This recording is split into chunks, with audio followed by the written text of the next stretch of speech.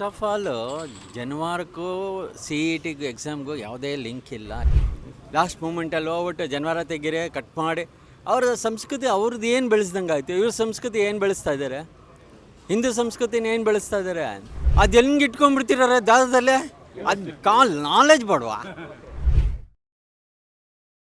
First of all ಜನವಾರಕ್ಕೂ C E ಟಿಗೂ ಎಕ್ಸಾಮ್ಗೂ ಯಾವುದೇ ಲಿಂಕ್ ಇಲ್ಲ, ಯಾವುದೇ ಇದಿಲ್ಲ.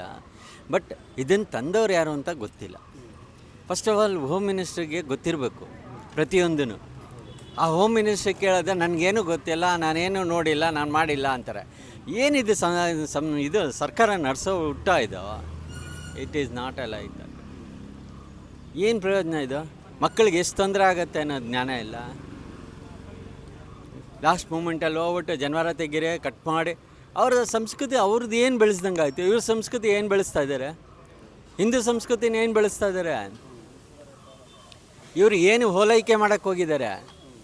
ಜನವಾರ ತೆಗೆದ ತಕ್ಷಣ ಮುಸ್ಲಿಮ್ ಆಗ್ಬಿಡ್ತಾನ.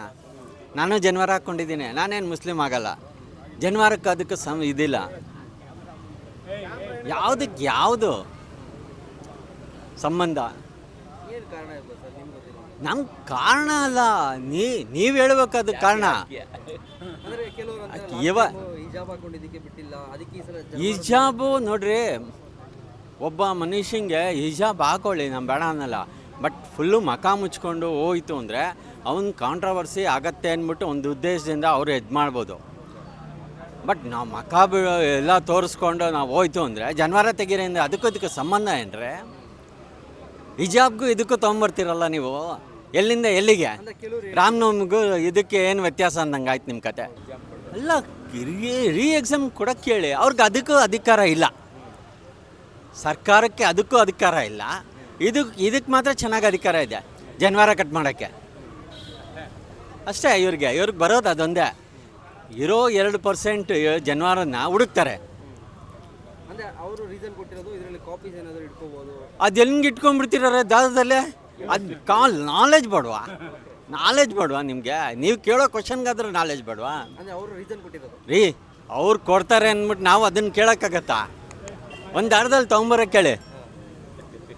ನಾನು ಚಾಲೆಂಜ್ ಮಾಡಿಬಿಡ್ತೀನಿ ಇವತ್ತು. ನಾನೇ ಎಕ್ಸಾಮ್ಸ್ಗಳು ಬರ್ದಿದ್ದೀನಿ. ತೊಗೊಂಬರೋಕ್ಕೆ ಕೇಳಿ, ಕಾಪಿ ಹೆಂಗೆ ಮಾಡ್ತಾನೆ ನೋಡ್ತೀನಿ. ಎಲ್ಲ ಸ್ಕ್ವಾಡು ಎಲ್ಲ ಇರುತ್ತೆ, ಚೆಕ್ ಮಾಡ್ತೀರಾ, ಪ್ರತಿಯೊಂದು ಇರ್ತೀರಾ. SLCಯಲ್ಲಿ PUCL ಕಾಪಿ ಹೊಡೆಯೋಂಗೆ ಬಿಡ್ತೀರಾ, CETಯಲ್ಲಿ ಇಟ್ಕೊಂಬಂದಿರಾ. ಏನು ರೀ, ಎಲ್ಲಿಂದ ಎಲ್ಲಿಗ್ರಿ? ಅದೇ ನೀವು SLC PUCL ಕಂಟ್ರೋಲ್ ಮಾಡಿ, ಅದಕ್ಕೆಲ್ಲ ನೀವು ಗ್ರೇಸ್ ಮಾರ್ಕ್ ಅಂತ ಇನ್ನೊಂದು ಮಾರ್ಕ್ಸ್ ಅಂತ ಕೊಟ್ಬಿಟ್ಟು ಪಾಸ್ ಮಾಡಿಸ್ಬಿಟ್ಟು CETಯಲ್ಲಿ ಯಾಕೆ ಹೊಡಿತೀರಾ?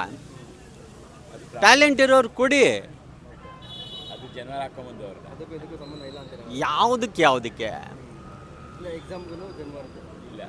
ನಮ್ಮ ಭಾಷೆಯಲ್ಲಿ ಒಂದು ಹೇಳ್ತಾರೆ, ತಿಕ್ಕದ ಮೇಲೆ ಹೊಡೆದ್ರೆ ಮುಂದೆ ಇರೋ ಅಲ್ಲಿ ಬಿತ್ತು ಅಂತ. ಹಂಗಾಯ್ತು ಕತೆ. ಬೀಟ್ಲೆಸ್ ಕರ್ನಾಟಕ.